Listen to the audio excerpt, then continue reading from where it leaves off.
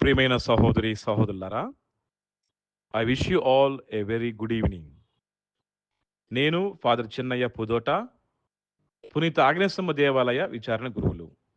దయచేసి గమనించగలరు, గత సోమవారం అనగా జూన్ 23వ తేదీ నుంచి మన గుంటూరు నగరంలో ఉన్నటువంటి శంకర విలాస్ బ్రిడ్జి పనులు ప్రారంభమైనాయి.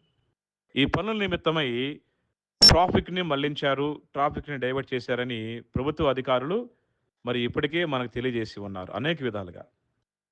మరి ఈ సందర్భాన్ని బట్టి ఆహ్, ఎవరైతే ప్రతి ఆదివారం కూడా మన పునీత ఆగ్నేయస్వామి దేవాలయ పూజా బలులకి వస్తున్నారో, వారికి కొన్ని సందేహాలున్నాయని, వారు కొంత సందిగ్ధ వ్యవస్థలో ఉన్నారని నా దృష్టికి రావడం జరిగింది.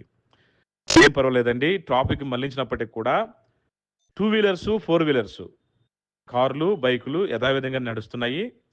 కేవలం బస్సులు, లారీలు, హెవీ వెహికల్స్‌కి మాత్రమే అలౌ లేకుండా వాటిని మళ్లించారు.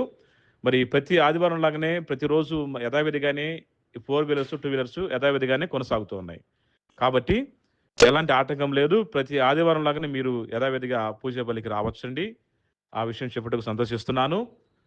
మరి రేపటి దినాన మన పెద్ద గుడి పునీత ఆగ్నేయస్వామి దేవాలయం అంటే పురాతన సాంప్రదాయం. ఆదివారం పూజా బలికి పెద్ద గుడికి రావాలని మరి తాత ముత్తాతల కాడి నుంచి పురాతన సాంప్రదాయం ఉంది. ప్రతి ఆదివారం కూడా మన నగరంలో, గుంటూరు నగరంలో అన్ని ప్రాంతాల నుంచి, అన్ని మూలల నుంచి కూడా మరి పెద్ద గుడికి ఆగ్నేయస్వామి దేవాలయానికి పూజా బలికి వస్తూ ఉంటారు.